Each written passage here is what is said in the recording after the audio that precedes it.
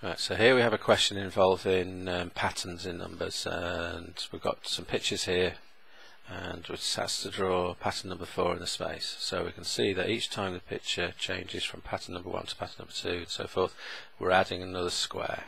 The pattern's made from sticks, so we had 1 square, then 2 squares, then 3 squares.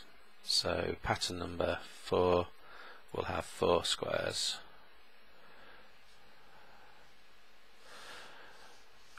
It then says how many sticks we need for pattern number 12.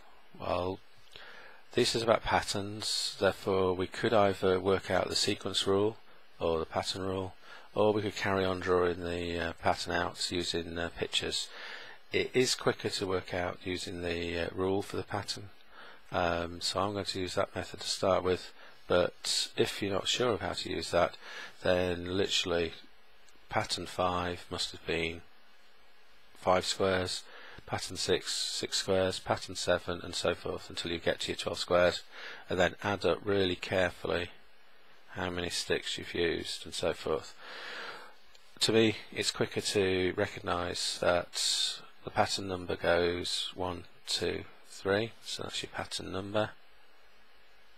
So pattern number 1 had 4 sticks, pattern number 2 had 7 sticks, pattern number 3 had 10 sticks. Then we can see quite quickly that this is going up in threes.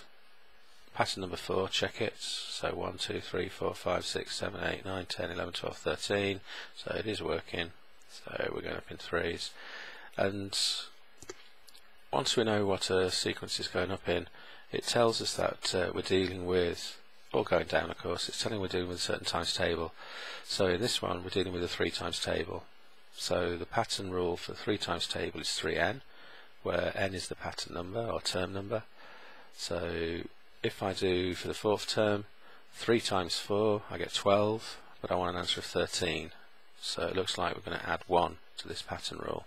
So let's see if it works for the other ones. For pattern number 3, I'd be doing 3 times 3 is 9, add the 1 is 10, 3 times 2 is 6, add the 1 is 7. So it does seem that this pattern rule works.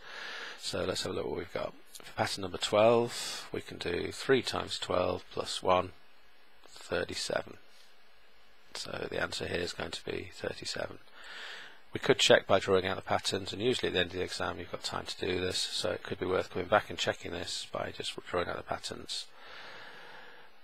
Last part of the question, Sunil says that he will need 70 sticks for pattern 20. You're asked to, is he correct? So basically you've got to work out, is Sunil correct? So you must give reasons. So in other words, you've got to give some explanation. Well, you could draw out all the patterns till you get to pattern 20, add up all the sticks, that's one way of doing it, and that would be a valid method. But again, we worked out the rule here, so 3n plus 1, for pattern 20, n would be 20, 3 times 20 plus 1 equals 61. So we'd have to conclude he is incorrect. Remember, it said you must give a reason, so he is incorrect. You need 61 sticks, and that would be fine. So again, lots of ways of doing this question. The rule is usually the quickest, but if all else fails, draw out the pattern until you've done 20 of them. You've got plenty of time in the exam. It's also worth 5 marks to hold this question, so it's worth spending a bit of time on it.